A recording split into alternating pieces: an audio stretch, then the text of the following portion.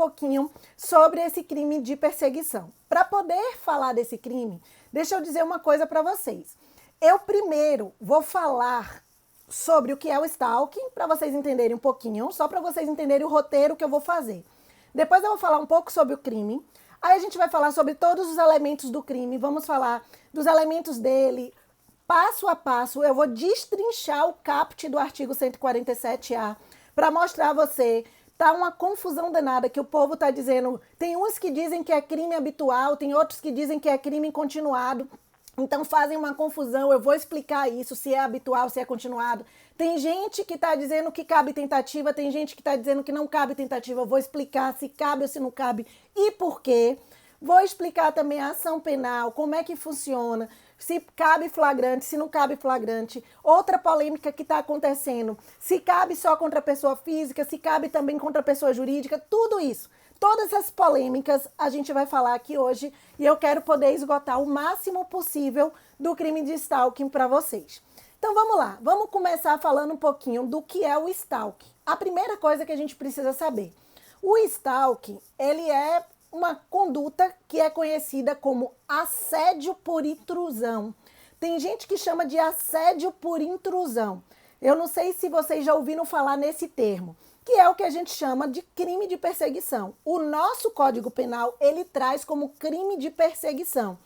Vem proveniente do to stalk. O que é to stalk? É um verbo no idioma inglês, né, da língua inglesa mesmo, que significa perseguir, vigiar. É por isso que o nosso crime chama crime de perseguição. Deixa eu só parar aqui para poder agradecer também a presença do meu querido amigo Leonardo, Léo Puridade, amigo querido do coração, professor 100% de processo civil, tributário, é um monstro aqui e tá aqui na live também. Que felicidade, tô tendo presença ilustre. Meu querido amigo também, que está aqui fazendo parte da nossa equipe, Vicenzo, que está aqui, marqueteiro de primeira, ele que é sucesso na Bahia, também está aqui comigo presente. Que massa, só tô vendo presença ilustre, o povo tá chegando. Então vamos lá, vai chegando, vai dando oi, se quiser perguntar, pergunta e a gente vai, na medida do possível, debatendo isso aqui, tá bom? Então é isso, ele vem do verbo perseguir, vigiar no inglês, por isso o nome stalking. Stalking, né? Que o povo fala assim, nossa, por que esse nome stalking? Na verdade, o nome do crime é crime de perseguição. Só que a gente conhece como stalking por conta disso, por conta desse verbo em inglês. E vou contar uma curiosidade para vocês antes da gente começar a falar do crime. Há mais de 13 anos atrás, o nosso querido e saudoso professor Damásio de Jesus, que eu costumava brincar que é o nosso DJ do processo penal, né? Era o nosso DJ do processo penal. Ele já tratava sobre esse tema. Muita gente não sabe disso, mas há muitos anos atrás ele já falava isso. Inclusive, ele falava que não era raro, né? As palavras dele, ele dizia que não era raro alguém por amor, por desamor, por vingança, por inveja ou por outro motivo qualquer que passasse a perseguir uma pessoa com uma habitualidade incansável, estaria e deveria estar praticando crime. E outra curiosidade que eu vou dizer para vocês, além do Damásio, que já falava isso há mais de 13 anos atrás, ele já trazia nos livros dele, para quem é da doutrina damasiana, que gosta, já sabe disso, vários outros países já tem tipificado o crime de stalking. O Brasil, ele não tinha ainda. Né? Tem gente que diz assim, mas está aberto, né? Vai ficar aí para várias interpretações. Tem gente que está dizendo que não. Tem gente que pensa que é só a violência doméstica e familiar contra a mulher. Não. O stalking, ele tem várias situações. A gente pode ter situações, o mais comum que a gente vê é mulher, né? Homem com mulher, essa perseguição, principalmente casal de namorado que acabou de terminar, marido e mulher que acabou de terminar, é o mais comum. Mas pode acontecer com várias situações que possam infernizar a vida da vítima. Cartas apaixonadas, repetidas, e-mails, telegramas, bilhetes, mensagens na secretária eletrônica, recados ali por meio de rádio, de jornal, algo que possa perseguir a vítima e que torna um inferno a vida dela, causando, no mínimo, ali uma perturbação emocional em relação a essa vítima. E é isso que a gente chama de stalking, que muita gente não sabe. Então, é como se fosse, o stalking, ele é uma forma de violência. é muito comum você ver, é uma forma de violência. Eu vou falar sobre isso daqui a pouquinho, Silva, que ela está perguntando se é comum acontecer com empresa. Eu vou falar daqui a pouco por que não cabe para pessoa jurídica. Muita gente está dizendo que cabe, eu vi muita gente falando isso. Eu entendo que não cabe para pessoa jurídica e eu vou explicar por quê. Calma aí. Então, assim, o stalking, ele é como se fosse uma forma de violência, né? Onde o sujeito ativo, ele vai invadir a esfera privativa da vítima, a privacidade mesmo da vítima. E tem que ter uma repetição incessantemente ali, por ação de várias maneiras, de vários atos, para poder estar ali empregando diversos meios. Como eu disse, ligações no telefone celular, ligação residencial, ou acompanhando até mensagens, assinaturas de revista indesejável, tudo que você imaginar. Permanência ali na saída de escola, do trabalho, espera da pessoa ali, passando por determinado lugar, mas isso tem que ser frequente para que a gente possa ter esse crime de stalking. Então, eu só estou trazendo mais ou menos para vocês entenderem. O stalking, às vezes, ele espalha o quê? Boatos sobre a conduta profissional ou moral da vítima, divulga que é portadora de um mal grave, isso stalking, tá? Para vocês entenderem. Que foi demitida do emprego, que fugiu, que está vendendo sua residência, que perdeu dinheiro no jogo. Isso tudo Damásio já falava há muito tempo atrás. E aí ele vai com isso ganhando, com isso poder psicológico sobre o sujeito passivo, no caso que seria a vítima, como se fosse um controlador geral dos movimentos da própria vítima. É isso que a gente tem como stalkear. Tá? Então, esse crime, ele tem um objetivo de quê? De coibir, de punir a conduta das pessoas que praticam esse stalking que eu acabei de falar para vocês, que é algo, infelizmente, eu digo infelizmente, porque é comum isso acontecer. Conforme a gente vê, né, em matérias jornalísticas, por exemplo, eu não vou longe não, em 2016, salvo engano, 2016 ou foi 2015, a gente teve aquela situação da apresentadora Ana Hickman, lembra? Daquele caso de Ana Hickman, onde foi uma confusão que preocupou diversos fãs com um tiro de arma de fogo que ela quase levou ali, e o responsável pelo disparo era um dos mais de 20 milhões de seguidores que ela tinha nas redes sociais, que vinha já perseguindo ela. E aí, antes desse incidente, antes disso acontecer, ele já tinha atitudes típicas de um stalker. Por quê? Porque ele já publicava fotos da vítima, né? Fotos dela, com grandes declarações de amor nas redes sociais, cobrava atenção dela, cobrava a resposta dela e atentava aí a todas as publicações da atividade dela. Então, tinha várias situações que a gente vê acontecer dessa forma, onde a gente viu, né, que poderia ser algo que poderia dar numa morte, né, e acontecer uma situação como essa. Então, o que a gente vai fazer agora? Eu vou começar agora a destrinchar o que é esse crime de perseguição, tá bom? Foi introduzido, porque não tinha, embaixo do crime de ameaça. O crime de ameaça está no artigo 147 do Código Penal. E lá no 147A vem agora esse crime de perseguição. Então foi acrescentado esse artigo 147A do Código Penal. E com isso foi revogado o artigo 65 da Lei de Contravenções Penais, que eu vou falar sobre isso também, porque muita gente está perguntando para mim se ocorreu uma abolício criminis, se não ocorreu uma abolício criminis, se foi uma norma penal incriminadora, o que é isso aí, como é que vai virgir de agora em diante. Tudo isso a gente vai falar. Então não se preocupem que eu vou destrinchar tudo que vocês precisam saber sobre esse crime ainda hoje. Então vamos lá, vamos começar primeiro falando sobre o crime em si. Se você analisar o crime lá no artigo 147A do Código Penal e você parar para ler, você vai ver que ele fala assim: perseguir alguém, olha as palavras, perseguir alguém reiteradamente e por qualquer meio, ameaçando-lhe a integridade física ou psicológica. Então você já vê aí que entra dois tipos de violência, restringindo-lhe a capacidade de locomoção ou de qualquer forma invadindo ou perturbando sua esfera de liberdade ou privacidade. E aí ele traz uma pena pra gente de reclusão de 6 meses a 2 anos e multa. Isso é o caput. A gente ainda tem as causas de aumento de pena. Vamos começar pelo caput. Vamos destrinchar e analisar essas elementares aqui que a gente tem uma a uma para a gente poder entender o que é reiteradamente, o que é restringindo a liberdade. Vamos entender tudo isso. Primeira observação que eu quero fazer antes da gente entrar nas elementares é que se você observar a pena, ele é um crime de menor potencial ofensivo. Ou seja, o caput, pelo menos o caput, ele vai ser ali direcionado e julgado pelo GCRIM, pelo Juizado Especial Criminal, ele é um crime de menor potencial ofensivo, onde a pena máxima não ultrapassa 2 anos. Então, vai ser julgado pelo GCRIM. E aí, a primeira pergunta que eu recebi no privado, professora, é possível flagrante enquanto durar uma habitualidade, nesse caso ali, porque a gente vai ver que ele é um crime habitual. Então, é possível um flagrante enquanto ele estiver ali fazendo essa perseguição?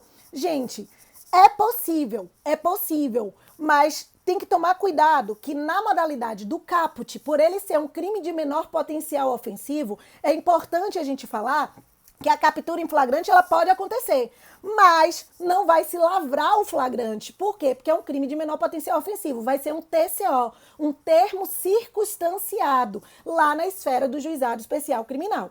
Agora, já para o aumento de pena, quando a gente chega nas majorantes, aí sim a gente pode ter a lavratura de um flagrante estando na majorante, porque a pena vai aumentar da metade, tá bom? Então, nesse caso aqui, a gente já sabe que ele é um crime de menor potencial ofensivo, então a lavratura do flagrante não é possível. É possível o flagrante conduzir até a delegacia, mas quando chega lá, vai lavrar um termo circunstanciado e esse termo circunstanciado vai ser encaminhado para o Juizado Especial Criminal para que marque a audiência preliminar. É assim que a gente vai ter o trâmite desse crime.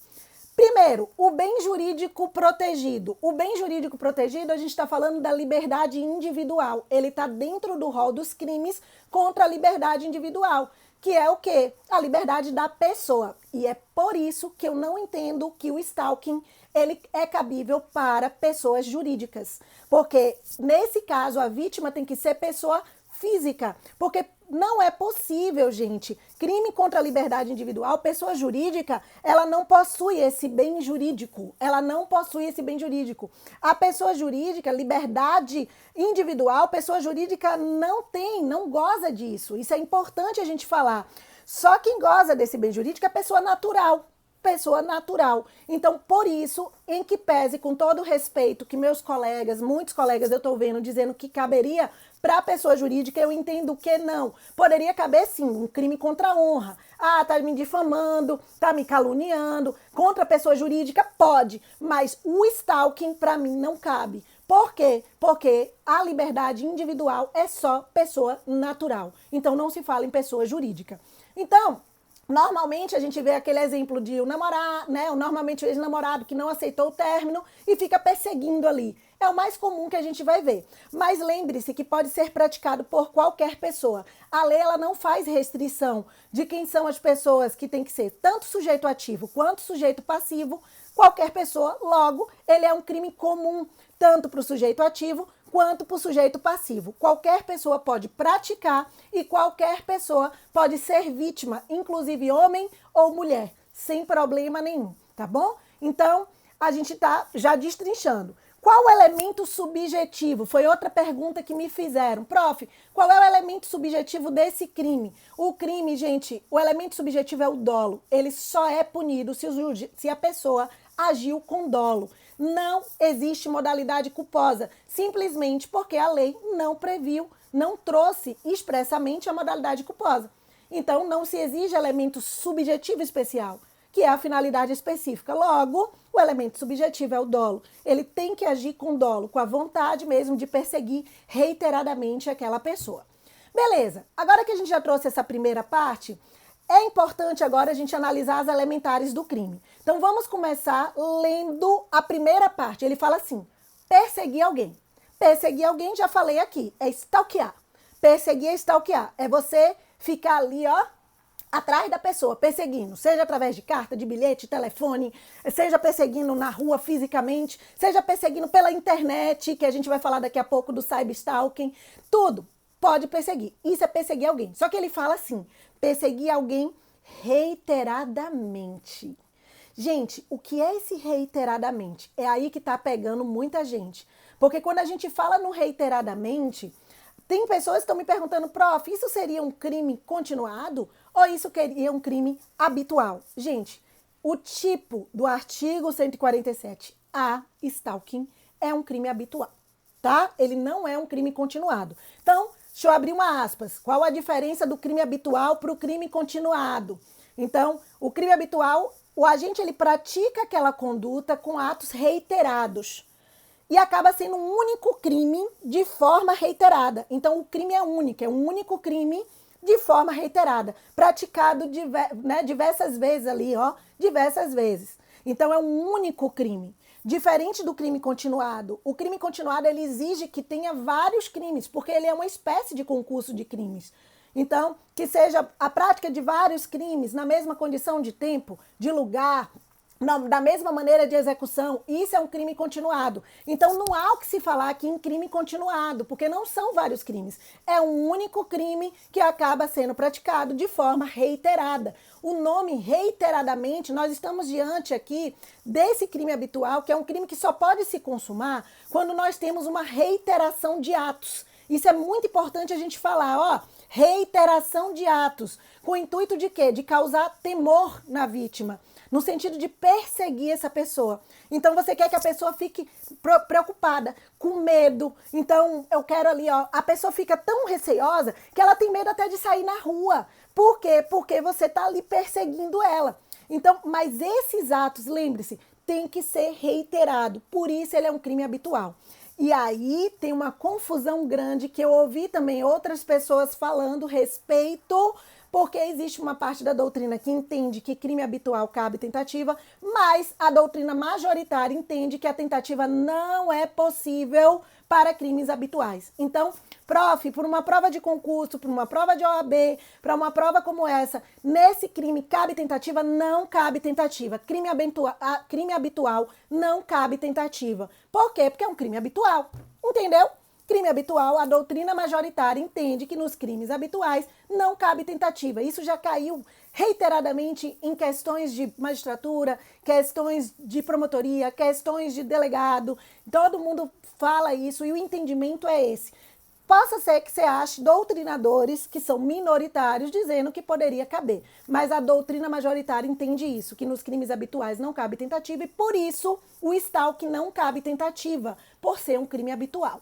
Tá? Então, primeiras observações que a gente está trazendo aqui. Ou você pratica os diversos atos, reiteradamente, ó, os diversos atos, e o crime se consumou, se não, não consuma. Não há o que se falar em tentativa. Por exemplo, se o cara, você sabe que eu gosto de dar exemplo, né? Vamos imaginar que o cara perturbou a vítima uma vez, ou ameaçou ela uma vez. É outro crime. Não é o stalking. Foi uma vez só. Ele só vai consumar se for de forma reiterada, por diversos atos. Exige uma habitualidade. Ele precisa estar fazendo isso de forma habitual. É assim que a gente vai ter a consumação desse crime de stalking, tá bom? Então, prof, se ele ameaça uma vez só, aí pode ser um crime de ameaça, do artigo 147. Não há o que se falar aqui do stalking se for uma única vez. Eu tenho que ter essa reiteração de atos, que é a habitualidade. Aí, se você continuar lendo, ele fala assim, ó, perseguir alguém reiteradamente por qualquer meio. Então, estamos destrinchando. Quando ele fala por qualquer meio, ele está dizendo que é um crime de ação livre. Ou seja, essa perseguição, ela pode ser uma perseguição física, que é o stalking mesmo, e tanto pode ser uma perseguição virtual, que aí é onde a gente entra com o cyberstalking, que muita gente perguntou se seria crime também. Pode ser, gente, por aplicativos, por e-mails, por computadores, perfis falsos que você cria na rede social para poder ficar ali perseguindo, trazendo as pessoas. A gente vê muito isso é muito comum a gente ver. É o que a gente chama de cyberstalking. É você praticar esta perseguição através de um meio virtual. Crimes virtuais é isso, é você praticar o crime através de um meio virtual, seja e-mail, seja computador, seja Instagram, não importa, seja Facebook, qualquer um dos meios que seja virtual, você vai ter aí o cyberstalking, tá? Então, é importante a gente falar que essa prática da perseguição nos meios digitais, ele é muito comum. A gente vê o tempo inteiro.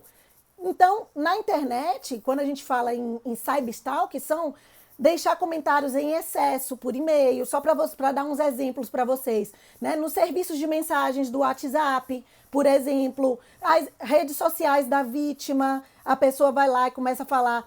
E geralmente essas mensagens, ela tem aquele teor obsessivo, sabe? Aquele teor intimidatório, que tem a intenção de intimidar mesmo, de acabar com a pessoa. É isso que a gente tem aqui, de querer mesmo criar medo naquela pessoa. E tem várias outras formas, divulgando informações na web, informações pessoais da pessoa, incluindo nome, endereço completo, são outras formas de stalkear, desse cyberstalk, invadir aparelhos eletrônicos para acessar contas pessoais, também é uma forma de cyberstalk, preencher a caixa de entrada de e-mails com spam, também acontece, enviar vírus ou outros programas aos computadores das vítimas reiteradamente. Lembre-se que tudo isso tem que ser reiteradamente. É o que a gente tem do cyberstalking. Pronto, trouxe alguns exemplos para que vocês entendam e para vocês saibam se vocês talvez estão sendo vítima ou não ali para saber, né? Então, se você consegue ou não. Numa investigação, sim, Jana. Numa investigação, possa ser que consiga. É mais difícil, porque crimes virtuais têm essa dificuldade. Mas, numa investigação, hoje a gente tem os números do IPs, né, dos computadores, e possa ser que consiga. Então, vamos lá. Aí, ó, o tipo, eu tô trazendo esse tipo para vocês. Eu tô destrinchando o tipo. Então, ele fala, perseguir alguém reiteradamente, a gente já falou, e por qualquer meio, aí ele fala, ameaçando-lhe a integridade física ou psicológica. Aqui, ó, aqui a gente tem 3 situações de perseguição que o tipo traz pra gente. Quais são essas 3 situações de perseguição que o tipo está trazendo? Tem que envolver, para ter o tipo, precisa envolver uma dessas 3 situações, porque ele já traz ali quais são as situações. A primeira, ele fala, ameaçando a integridade física ou psicológica. Por exemplo, olha, vou te pegar na esquina, viu? Fica ameaçando a ex-namorada, fica indo na casa dela, ameaçando para ela voltar, fica fazendo isso aí direto, né? Direto, tem que ser reiterado. Vou te pegar na esquina. Se eu te encontrar, você não perde por esperar, hein? Vou ver lá. E aí vai indo. Antigamente, isso era um crime que a gente chamava de crime de ameaça em continuidade delitiva, que era um crime continuado. Hoje não é mais, que era o crime de ameaça em continuidade. Mas agora é um crime de perseguição, porque agora criou o crime de perseguição, tá? Então, eu já falei nesse, é porque eu acho que você deve estar chegando agora, né? Reiteradamente é um crime habitual, um único crime com práticas de atos reiterados, constantes, ok? Então, ela agora está praticando um único crime, que é exatamente isso que Vanessa agora perguntou, um único crime habitual de perseguição, que não é mais. Então, se ele ficar ali ameaçando e perseguindo reiteradamente, ó, com vários atos, constantemente, é isso que é o reiterado, de forma habitual, ó, com habitualidade, acabou. Eu tenho aí exatamente esse crime único de perseguição, tá bom? Aqui, o cara, ele fica ameaçando a vítima toda hora, deixa a vítima mesmo com medo. É uma ameaça psicológica, é o tempo inteiro ali, ó, ameaçando psicológica. Vai terminar comigo mesmo, é? É verdade? Você tá querendo arranjar outro cara, vai ficar com outro, e aí você começa ali, ó, a seguir, a ficar atrás daquela pessoa. Isso é a primeira situação. Mas a segunda situação que o tipo fala, restringindo-lhe a capacidade de locomoção. E aqui eu preciso de muita atenção de novo, porque eu tô vendo gente confundir restringindo com privação. É diferente. Gente, o que é esse restringir? Olha a palavra restringir. Aqui não está falando privando a liberdade, não. Ela está falando restringindo. A lei está dizendo restringindo. Isso quer dizer dificultando a sua liberdade, dificultando a vítima de se locomover. Muita atenção a isso. Eu não estou falando de privação de liberdade. Eu estou falando de restrição. E restringir significa dificultar a vítima de se locomover. Então, restringindo-lhe a capacidade de locomoção. Por quê? Porque se ele privar a liberdade, aí é outro crime. Entenderam? É sequestro, é cárcere privado. Se eu privar a liberdade da vítima e manter ela ali sob o meu poder com a privação da liberdade, o crime é sequestro. é cárcere privado, toma cuidado. Restringindo a liberdade, eu estou falando em dificultar a locomoção dela. Pro, me dá um exemplo disso, Clauma. Ela vai a um bar, ele aparece no bar. Ela vai numa festa, ele aparece na festa.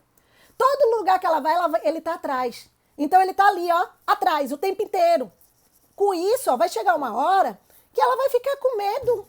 Ela não vai querer mais nem sair de casa. Por quê? Onde ela tá, no piscar do olho, ele tá. Eu tô, ela tá. Ele tô, eu tá. Preste atenção. Poxa, eu não posso mais fazer nada da minha vida que o povo me deixa aqui.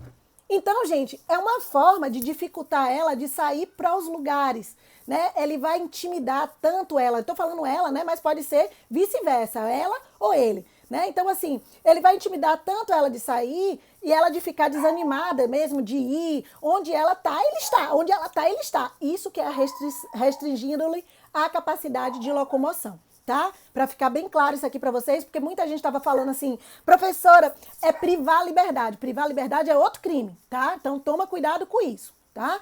Agora, se ela faz isso uma vez só, ele vai lá, ela tá na festa, ele vai lá, e ele fez isso uma vez só e parou, nunca mais ele fez. Aí já é outro crime. Aí é constrangimento ilegal. Entenderam? Tem que tomar muito cuidado com isso, porque o direito penal, ele tem essas nuances, que se a gente não se atentar, por isso que eu tô fazendo questão de destrinchar o caput todinho para vocês, devagarzinho, palavra por palavra, para vocês entenderem. Então essa é a segunda situação que a gente tem, que tem que ter uma das três, não precisa ter as três, tem que ter uma das três que eu acabei de trazer. Então a primeira é violência física ou psicológica, né, ameaçando a violência física ou psicológica. A segunda, restringindo a liberdade de locomoção ali da pessoa. E a terceira, ele persegue, olha o que ele fala, de qualquer forma, invadindo ou perturbando a sua esfera de liberdade, de privacidade. Então, o finalzinho do artigo ele fala isso, ó. Ou de qualquer forma, invadindo ou perturbando sua esfera de liberdade ou de privacidade. O que é isso aqui, prof? Por exemplo, todo dia ele tá na porta dela. Tá ali, ou ela tá na porta dele. Meninas, cuidado aí, hein? Tá na porta dele, todo dia. Bate no portão, interfone, ele não atende, aí fica ali esperando, aguardando ele chegar para tirar uma foto, para filmar, vai atrás dele no trabalho, percebe? Ó, o cara vai perturbar a privacidade dela, pô. Tá perturbando minha privacidade. Sobe na árvore, no muro, tentando ver a vida privada dela, por exemplo, tá na piscina, e aí ele tira foto, fica o tempo todo ali em cima dela. É isso que é perturbar a sua esfera de liberdade, perturbar a sua esfera de privacidade. Então, eu estou trazendo as três situações para que vocês entendam como é que isso funciona. Então, é isso que ele fala. Você fica ali ó, o tempo todo. É um saco isso, tá? É um saco você ficar... E eu já vi gente assim. Eu já vi gente fazer isso, né? A pessoa não pode nem tomar um banho de piscina em paz, que a pessoa fica ali no muro e ainda fotografa, filma e ainda bota na rede. Ainda manda para os outros. É assim, e isso é reiterado. Então, é uma forma da pessoa invadir a privacidade da outra. E essa invasão da privacidade é exatamente o que a gente chama desse crime de stalking. Então, para existir esse crime, tem que ser uma dessas três situações, tá bom, gente? Tem que ser uma dessas três situações. Tem que ser. Vou falar sobre isso agorinha, daqui a pouquinho, Carlinha. Cabe sim, com certeza, com certeza. Ameaçar o companheiro, situações de relacionamento, marido, mulher. E aí, se for contra a mulher em situação de violência doméstica, a gente tem um aumento de pena, que eu vou falar agora. Eu vou começar a falar das majorantes agora. Então, caberia sim. E vai ter o aumento de pena por ser em situação de violência doméstica contra a mulher. Mas calma que a gente vai ver isso aqui agora, tá? Pra gente explicar. Entenderam, gente, o que é o caput? Então, o caput é isso. É isso que é o crime de stalking. Você vai ter que ter uma dessas três situações. Tendo qualquer uma dessas três situações, você já tem consumado, configurado o crime do stalking. Mas tem que ser uma dessas três situações, lembrando, de forma habitual, porque é um crime habitual. Tem que ter habitualidade, tem que estar reiteradamente, vários atos ao mesmo tempo. Ele praticando atos reiterados, várias vezes ele tem que estar fazendo isso. Mas é um crime único, lembre-se disso, porque é um crime habitual. Beleza. Aí a gente passa agora para as causas de aumento de pena, que são as majorantes, que estão previstas no parágrafo 1º do artigo 147-A. As majorantes, ele traz 3 incisos. Ele fala que a pena ela vai ser aumentada na metade, então não é qualificadora, é majorante, tá? Já começa aí. Ou seja, vai incidir na terceira fase da dosimetria da pena. Para meus alunos aí da teoria da pena, ó, terceira fase da dosimetria da pena. É lá que vai ser aplicado, tá? Então, é lá, quando o juiz estiver aplicando a terceira fase, que ele vai colocar essa metade ali, ele vai botar na hora de analisar essas majorantes. E quais são essas majorantes? O inciso 1, ele fala, contra criança, adolescente ou idoso. Então, lembre-se, a pena vai aumentando. Se a vítima for criança ou adolescente, que é o menor de 18 anos, né? Menor de 18 anos para baixo, criança e adolescente, ou idoso, 60 anos ou mais. Então, basta que a vítima seja menor de 18, ou seja, maior de 60 anos ou mais, você já sabe que você tem aí o crime de stalking majorado, com a pena aumentada da metade. Aí já sai da esfera do GCRIM, já sai do crime de menor potencial ofensivo, tá? Beleza.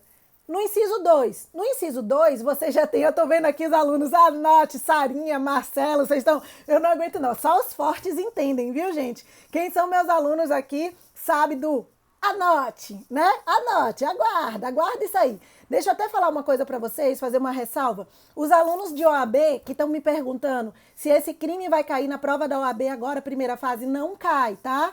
Isso não cai para vocês. Por quê? Porque o edital ele já está ativo, o edital ele já está em andamento. Então, como o edital está em andamento e ele chegou com o edital já em vigor, só vai entrar para a próxima OAB. E eu acredito que vai vir fervendo na próxima, não agora. Então, quem está aqui agora, conheça a nível de conhecimento, mas não vai ter na prova de vocês, não. Não vai cair, não. Eles não podem cobrar, tá? Beleza. Então, vamos para o inciso 2 das majorantes. No inciso 2, a gente tem o quê? Quando for praticado, agora, olha, Carlinha, que você tinha perguntado, contra mulher, mas olha o que ele fala, contra mulher por razões da condição de sexo feminino, nos termos do parágrafo 2º do artigo 121 deste Código, que é o crime ali de homicídio qualificado pelo feminicídio. O parágrafo 2º do artigo 121 é isso que ele traz. Então, o que ele está falando aqui? Atenção, se o crime for praticado contra um homem em situação de violência doméstica familiar, não tem o aumento da pena. Se também for praticado contra mulher, atenção, só contra mulher, não tem o aumento da pena. O aumento da pena só em 2 situações. Quais são as situações? Por razões de condição do sexo feminino, ou seja, discriminando o gênero feminino. Quando eu estou ali stalkeando uma mulher, tem que ser mulher, por razões do sexo feminino, discriminando o sexo feminino, ou quando eu estou stalkeando uma mulher em situação de violência doméstica e familiar. Entende? Para ter o aumento da pena é só nessas 2 situações. Se eu stalkear uma mulher, tem o aumento da pena? Não. Não. Você vai ter o crime, mas é o caput. Não tem o aumento da pena. Prof, se eu stalkear um homem em situação de violência doméstica e familiar, tem o aumento? Não. Por quê? Porque o aumento é específico, igual no feminicídio. Para mulher, discriminando o gênero feminino, eu vou stalkear, ameaçando ela só pelo fato dela ser mulher, percebeu? Ou eu vou stalkear ela em situação de violência doméstica e familiar. E aí, em situação de violência doméstica e familiar, a gente tem pai com filha, né? Mãe com a filha, ou marido e mulher, ex-namorado, ex-companheiro, aquele que já teve vínculo afetivo ou que tem vínculo afetivo, até mesmo ex de não sei quantos anos atrás, que vai stalkear a mulher ali, configura a situação de violência doméstica e familiar. Para quem não sabe disso, eu indico que vocês leiam o artigo 5º da Lei Maria da Penha, que é a Lei 11.340 de 2006, que é a Lei Maria da Penha, 11.340 de 2006, lá no artigo 5º, ele traz 3 incisos informando o que configura a situação de violência doméstica e familiar. Então, ele traz ascendente, descendente, marido e mulher, pessoa que coabita com a outra, inclusive pode ser mulher contra mulher, sem problema nenhum. Não precisa ser só homem contra mulher, pode ser mulher contra mulher, companheiras, amigas que moram juntas, ou amigas que têm né, ou que moram juntas, uma secretária do lar, mesmo que more junto com você, que coabite com você, isso tudo é violência doméstica familiar. Se vocês não sabem, estão sabendo agora. Então, desde que seja stalkeando mulher em situação de violência doméstica familiar, tem a majorante desse inciso 2 que a gente tem aí. E por fim, ainda nesse inciso 2, que a gente nessa majorante, tem o inciso 3, que ele traz também que pode aumentar mediante concurso de 2 ou mais pessoas ou com emprego de arma. Presta atenção o que ele está falando aqui pra gente, tá? Ah, tá! Antes mesmo de eu passar para essa 3, deixa eu ainda voltar naquele inciso 2 para eu lembrar vocês uma coisa, que quando a gente está em situação de violência doméstica familiar, né, não basta ser, como eu disse a vocês, que não basta ser contra a mulher, para o aumento tem que ser uma mulher discriminando o gênero ou em situação de violência, ou seja, menosprezando a mulher, humilhando a mulher, se achar superior a ela, são exemplos que a gente tem. E aí, para não esquecer, tem que ser uma dessas duas situações. E nessas duas situações que eu falei anteriormente, a gente vai aplicar a Lei Maria da Penha, porque a gente está falando da situação de violência doméstica familiar. E aí, ó que interessante a informação que eu vou lhe dar agora. Galera de concurso, galera de OAB, quando for fazer isso aí, olha que informação importante que eu vou dizer. Anote, ó. Quando a gente tem a aplicação da Lei Maria da Penha, que a gente está aplicando a Lei Maria da Penha, a aplicação da Lei Maria da Penha afasta a aplicação da Lei 9.099 de 95, que é a Lei dos Juizados Especiais. Afasta, ou seja, não cabe SUSI processual, SUSI não cabe, suspensão condicional do processo, não cabe transação penal. Todos os institutos despenalizadores que estão previstos na Lei 9.099 de 95, que é a Lei dos Juizados Especiais, não cabe para essa situação do inciso 2. Quando tiver situação de violência doméstica familiar contra a mulher, em que tiver a incidência da Lei Maria da Penha, a Lei Maria da Penha não autoriza utilizar nenhum instituto, mesmo que seja leve, mesmo que seja a situação que a gente está trazendo, o crime é até 2 anos, é um crime de menor potencial ofensivo, mas entenda, não pode, não cabe nenhum desses institutos, nem transação penal, nem SUSI processual, suspensão condicional do processo, não cabe nada disso. Então, e nem TCO vai ser nessa situação. Nessa situação vai ser inquérito policial, não vai ser TCO, não vai ser termo circunstanciado, como as pessoas falam, tá? Então, tô aqui trazendo para vocês uma aula destrinchando tudo. Agora sim, agora a gente vai para a última majorante, que é o inciso 3. No inciso 3, nós temos aí quando o crime for praticado mediante concurso de 2 ou mais pessoas ou mediante uso de arma. Então aqui, gente, quando ele fala em concurso de 2 ou mais pessoas, basta que eu tenha mais de uma pessoa aqui, que seja um concurso eventual, em que as pessoas planejem ali, né, com vínculo subjetivo, que eles estão ali, o vínculo que eles têm, que eles fazem, que eles planejam para praticar juntos. Então eu tenho aí a majorante. O que pega é no uso da arma.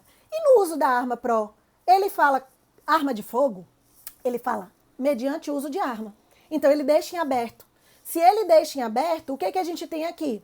Pode ser tanto uma arma própria quanto uma arma imprópria. E quando a gente fala de arma própria, são aqueles instrumentos que já nasceram para ser usado como arma. Uma pistola, um revólver, já nasceu para ser utilizado como arma. Uma arma de fogo é uma arma própria. E a arma branca, que é a arma imprópria. Uma arma branca é uma arma imprópria, chamada de arma imprópria, que são aqueles instrumentos que não são fabricados com finalidade de ser usado como arma, mas pode servir como arma.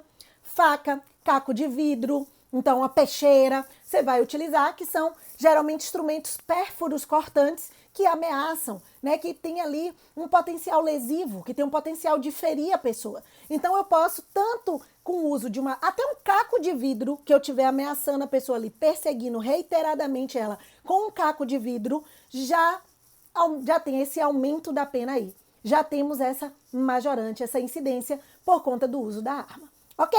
Com isso a gente fechou as majorantes. Fechamos ainda? Ainda não. Por quê? Porque é importante a gente falar aqui ainda outra coisa que eu quero trazer para vocês. Que muita gente pergunta sobre se essa perseguição ela acontecer, se a pessoa também vai poder ser responsabilizada pelo delito de porte ilegal de arma de fogo. Vocês já pararam para pensar isso? No caso da arma de fogo, poderia a pessoa sofrer ali o crime de perseguição, ou né, praticar o crime de perseguição e também ser responsabilizado pela arma de fogo? Gente, temos duas situações para a gente poder falar isso. A primeira é o seguinte: se ele tem porte de arma de fogo, a pessoa que está ali perseguindo com a arma, usando a arma de fogo, e ele tem um porte da arma de fogo, nesse caso ele vai responder pela perseguição, que é o stalking, o crime de stalking, com a causa de aumento de pena. Ok, porque ele tem um porte.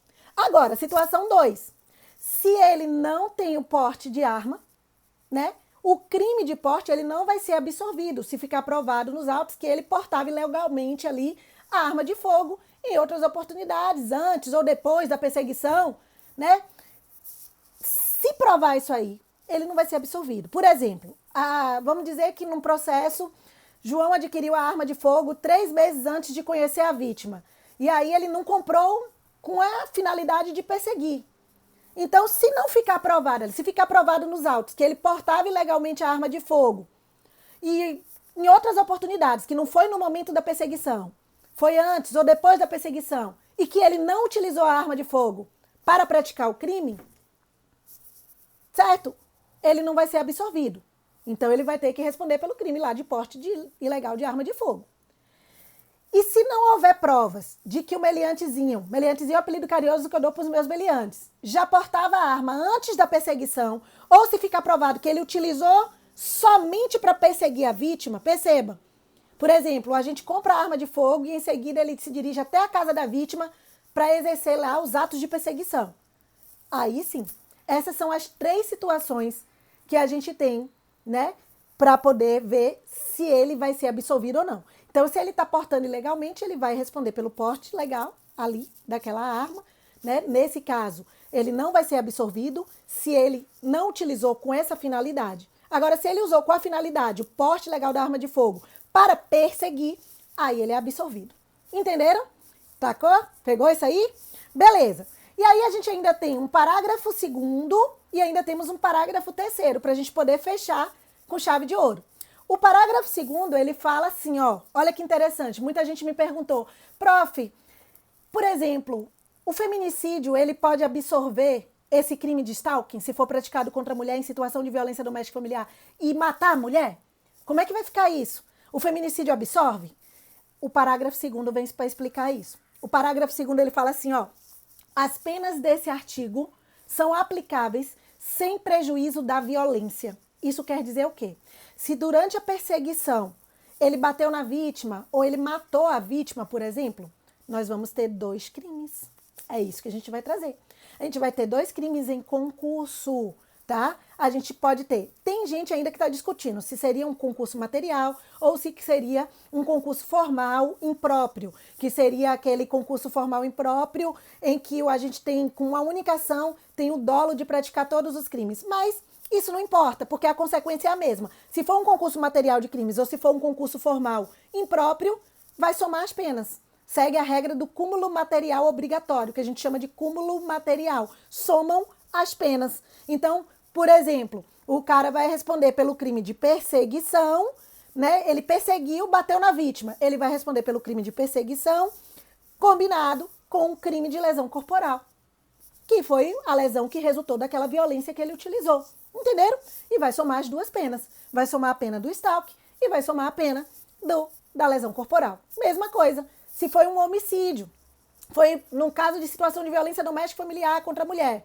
Ele perseguiu. Aí ele foi e matou, acabou resultando na morte da mulher ali. Então ele acabou praticando feminicídio. Então ele praticou o stalking, ele vai responder pelo stalking e pelo homicídio qualificado pelo feminicídio em concurso. Somam-se as penas. Entenderam? É assim que funciona, justamente porque o parágrafo 2º trouxe isso. E por fim, para a gente poder fechar, ele traz no parágrafo 3º a ação penal desse crime. A ação penal, ele diz que esse crime ele somente se procede mediante representação. O que é isso, minha pró? Se procede mediante representação, quer dizer que a ação penal ela é pública, ela não é privada. Ela é pública, condicionada à representação da vítima. Isso quer dizer que a vítima precisa representar para que o Ministério Público possa fazer alguma coisa, para que o delegado de polícia possa instaurar um inquérito policial. Eles não podem fazer isso de ofício se a vítima não disser. Representação quer dizer, ei, delegado, eu quero que instaure o inquérito policial, eu quero que dê andamento, viu? Olha, ei, Ministério Público, denuncie. Eu quero que você abra ação penal. Eu tenho interesse aí no andamento processual. É isso que é uma ação penal pública condicionada à representação. Ela precisa representar. Mesmo que o Ministério Público tenha todas as provas na mão dele, mesmo que ele veja ali a pessoa praticando, ele não pode fazer nada.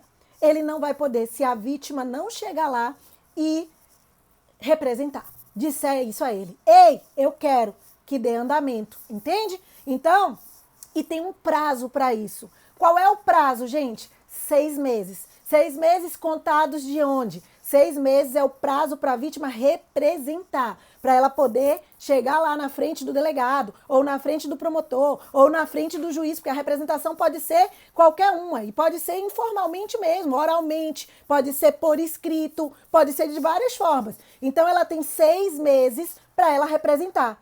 A partir do momento que eu sei quem está me perseguindo, ou seja, quem é, a partir do momento que eu sei quem é o autor do crime. Então, a partir do momento que eu sei quem está me perseguindo, daquele dia exato que eu descobri quem é o autor do crime, começa a contar os 6 meses para poder eu representar. Prof, e se eu não representar, o Ministério Público pode fazer alguma coisa? Nananina, não. Acarreta a extinção de punibilidade, sob pena de decadência, porque a decadência é uma forma de extinção de punibilidade. Então, não é, gente, não é de quando ele toma conhecimento do crime, não. É quando ele descobre quem é o autor do crime. Eu vi alguém falando aqui, quando ele toma conhecimento do crime, não. Quando ele sabe quem é o autor do crime, quando ele sabe quem está perseguindo ele. É daí que começa a contar, tá? Então, você conta 6 meses ali sob pena de decadência. Decadência gera a extinção da punibilidade. Se ele não fizer isso, a vítima não fizer isso, ninguém vai poder fazer mais nada. Extinguiu a punibilidade do agente. Acabou, ele fica ali, ó, como se nada tivesse acontecido, tá? Acabou por aí, extinguiu a punibilidade dele. Então, tem que ficar atento a esse prazo. Já descobri quem é o autor do crime, já está contando o prazo. E lembre-se que esse prazo é um prazo penal. Não é um prazo processual. Como assim, prof, um prazo penal? É aquele em que eu incluo o início e excluo o final. Incluo o início e excluo o final. Ou seja, no dia que eu descobri quem foi o autor do crime, quem está me perseguindo, aquele dia ali é o dia que eu começo a contar os 6 meses. E aí, na hora que eu contar, por exemplo, vamos supor que eu estou aqui em abril. Então, eu estou em abril. Abril. Eu estou 5 de abril. Foi hoje que eu descobri quem é o autor do crime. Então, vamos lá. Vamos fazer a contagem penal. Então, abril, maio, junho, julho, agosto, setembro, outubro. Pronto. Então, quando é o último dia do prazo para poder eu representar? 5 de outubro? Nananina, não. 4 de outubro. Por quê? Porque você exclui o dia do final. Prazo penal, você exclui o dia do final. Então, você anda uma casinha para trás. 4 de abril seria, ou 4 de outubro seria o último dia, se o crime eu descobrisse hoje, para que ele possa ser praticado. Tá bom? Para que ele possa, quer dizer, para que ele possa representar, para que ele possa entrar com essa representação. Entenderam isso? Tranquilo? Fácil? E aí, para fechar, vamos falar da revogação da Lei de Contravenções Penais, que muita gente perguntou sobre isso também. Eu tive um milhão de perguntas de vocês, e eu falei, calma, que eu só tô passando a Páscoa para poder eu fazer a live e explicar isso para vocês. Então, vamos lá. Vamos para o final aqui. Nesse caso, a gente tem 4/10, seria de outubro, porque você conta, Sarinha, olha, o início é agora, 5/4, então faz um mês, 5/5. Um mês é 5/5, entendeu? Então, um mês, ó, maio, junho, julho, agosto, setembro, outubro. Vai fechar os 6 meses. Cuidado aí, ok? É, o prazo final. Beleza, então vamos lá. Vamos agora falar do artigo 65. Lembre-se que o artigo 65 da Lei de Contravenções Penais, ele foi revogado. Quando entrou esse artigo 147-A, né, que era uma pena pequena, inclusive que já estava ultrapassada. Eu sempre digo isso, já estava ultrapassada. Se você olhar lá na lei de contravenção penal, você vê que ele trazia uma prisão simples de 15 dias a 2 meses ou multa, e ainda trazia uma multa de 200 mil réis a 2 contos de réis. Só para vocês verem como já estava ultrapassada, né? E aí, no artigo 65, ele falava o seguinte: molestar alguém ou perturbar-lhe a tranquilidade por assinte ou por motivo reprovável. Era isso que ele trazia. Então, quando essa lei, que foi a lei 14.132 de 2021, ele revogou essa contravenção de molestamento, que era o nome da contravenção que ele tinha, ele acabou punindo de forma mais severa essa conduta, e aí que poderia trazer graves consequências psicológicas para a vítima. E o que é que a gente precisa entender aqui? O que é que a gente precisa entender? Nem todo indivíduo que cometeu a contravenção penal de molestamento praticou a conduta descrita como crime de perseguição. É a primeira importância que a gente tem que ver é isso. Por quê? Vamos supor duas situações. Vamos imaginar duas situações aqui. O cara está respondendo e foi condenado por molestamento. O que é molestamento? Era o que era previsto no artigo 65. Ele não falava expressamente em reiteração. Perceba, ele não falava isso. Ele contentava com a conduta de molestar alguém ou perturbar a tranquilidade. Era assim que ele falava. Agora não, eu estou fazendo uma comparação. Agora o crime exige uma perseguição reiterada. E outra diferença, ele não exigia nenhuma dessas três condutas que a gente decifrou agora, né? Que hoje ele exige que seja ameaçado a integridade física ou psicológica, exige a restrição da sua capacidade de locomoção, exige ali a perturbação à sua liberdade ou privacidade. Mas lá no contravenção penal ele não exigia nenhuma dessas três condutas. Bastava molestar alguém ou perturbar a tranquilidade que já tinha contravenção penal. Então, vamos imaginar que ele foi condenado por molestamento, né? Que foi o que foi revogado aí. E aí ele se adequa, né? E ao analisar a conduta, no caso concreto em si, percebe também que ele se adequa a essa descrição do artigo 147A do Código Penal. Então, nessa primeira situação, a gente pode dizer o quê? Que não houve abolício criminis. O que é abolício criminis? Abolição do crime. Não aboliu o crime, mas sim houve o que a gente chama de continuidade normativo típica. Que diacho é isso? O indivíduo continua respondendo pela contravenção penal do artigo 65, só que agora como crime, entendeu? Como crime. Não aboliu, não houve abolição do crime nessa primeira situação, não. Por quê? Porque eu tenho as três situações e ainda teve esse molestamento. Agora, a segunda situação seria assim. Vamos lá, para a gente poder entender. Ele está respondendo ou foi condenado por molestamento e ao analisar a conduta ali no caso concreto, percebe o quê? Que ela não se adequa à descrição típica do artigo 147A. Só teve ali, por exemplo, uma pessoa que tenha molestado uma única vez a vítima. A pessoa teve molestado. Eu estou falando no caso daqueles que já estão em andamento. A pessoa que está respondendo pelo 65. O que aconteceu? É isso que eu estou dizendo, tá? Para vocês entenderem o que eu estou falando. A pessoa que está respondendo por molestamento, que está respondendo pelo artigo 65 da Lei de Contravenção. Aí eu estou perguntando, na hora que ele foi revogado, ele vai ter que ser ali, fechar, arquivar o processo? É isso que eu estou dizendo. Ou não, ele continua respondendo ali? É isso que eu estou explicando, para que vocês entendam melhor. Então, na primeira situação, se ele estava respondendo já por molestamento, mas só e percebeu que aquela descrição, aquilo que ele praticou está na conduta, está descrito nessa conduta nova, nessa situação tem abolício criminis. Ou seja, zeradinho. Cessa todos os efeitos penais. Acabou. Nessa primeira situação. Por quê? Porque a gente teve a continuidade normativa típica. Ele vai continuar respondendo pela contravenção penal que ele praticou antes do crime surgir. Tá? Tudo bem? Na segunda situação, eu estou falando dele já foi condenado e está ali respondendo por molestamento. E aí, na hora que você analisa a conduta lá, você percebe que ele não se adequa à descrição típica nova do artigo 147A. Então, ele molestou uma única vez a vítima. Não vai se adequar. Por quê? Porque aqui exige reiteração. Então, pronto. Como não houve habitualidade, a conduta não vai se amoldar ao artigo 147A, não, do Código Penal. Então, nessa segunda hipótese, o que é que acontece? Houve abolício criminis, acarretando a extinção da punibilidade. Entende? Nesse caso aqui, o que a gente fala? Então, eu preciso que vocês tomem muito cuidado com isso. Porque se ele está em andamento, a gente vai ter que analisar a situação para saber se ele vai continuar em andamento ou não. E lembrando que a partir de agora, prof, quem está praticando, quem praticou antes do artigo, quem praticou antes do artigo continua ali com 65 da Lei de Contravenções. Isso aqui só vale para quem praticou de agora para frente. Por quê? Porque a gente está diante de uma novatio legis incriminadora. Ou seja, algo que não era crime que se tornou crime, entendeu? Algo que não era crime e se tornou crime, porque era uma infração penal, era uma contravenção penal, mas não era crime. Então ele agora virou crime, uma novatio legis incriminadora. Isso quer dizer o quê? Não retroagem, se não for para beneficiar o réu. É mais severo? A nova lei que surgiu e veio ali modificar é mais severa? É. Então tem efeito ex nunc, não retroage. Só retroage se for para beneficiar o réu. Então só vai vigir daqui pra frente. Quem praticou stalking, daqui pra frente. Tá bom? Tranquilo? Pronto, gente. Alguém tem alguma pergunta? É basicamente isso. E a vigência, prof? A vigência entrou em vigor na data da publicação dela, que foi no dia da mentira, né? Que eu até assustei. Falei, poxa, no dia da mentira me vem com essa, né? No dia 1º de abril, vocês não vão esquecer isso nunca mais.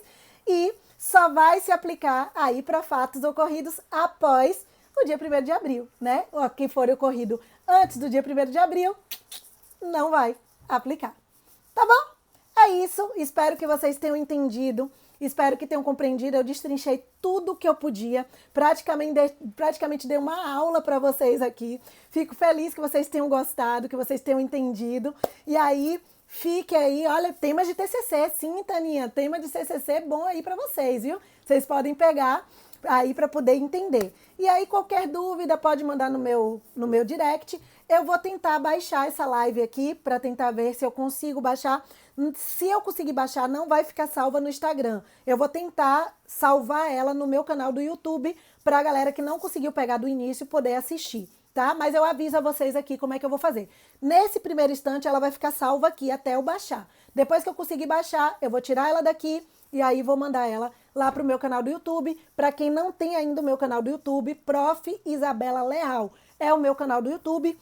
Tem várias aulas minhas de direito penal, de processo penal, de prática criminal, tudo que vocês imaginarem. Tudo de AU, né? Até porque meu nome é Isabela Leal, tem que fazer a gracinha, né? Aquela que descomplica o direito penal e o processo penal. E você aprende, tem que ter dancinha, de uma forma muito mais legal. Gente, um beijo no coração. Até a próxima aula, até a próxima live. Espero que vocês tenham gostado, se Deus quiser. Tchau, tchau. Galera da Unime aí, ó. Estuda, hein? A prova amanhã tá quentinha. Tchau, gente.